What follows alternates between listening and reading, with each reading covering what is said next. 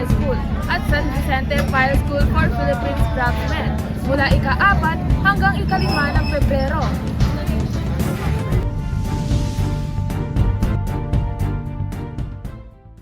Mahigit kumulang 9 na cluster na nagmula sa iba't ibang lugar sa Pampanga ang makikilahok sa nasabing laban upang makipagsapalaran patungong Regional School Press Conference o RSPC. Kabilang sa mga kategorya ng gaganitong laban ay ang pagsulat ng balita, balitang pampalakasan, pagsulat ng editorial, pagguhit sa editorial, pagsulat ng dathalain, broadcasting, online desktop publishing, at iba pa. Ang bawat kategorya ay mayroong nakatalaga na sari-sariling silid-aralan upang doon gaganapin ang nasabing kompetisyon.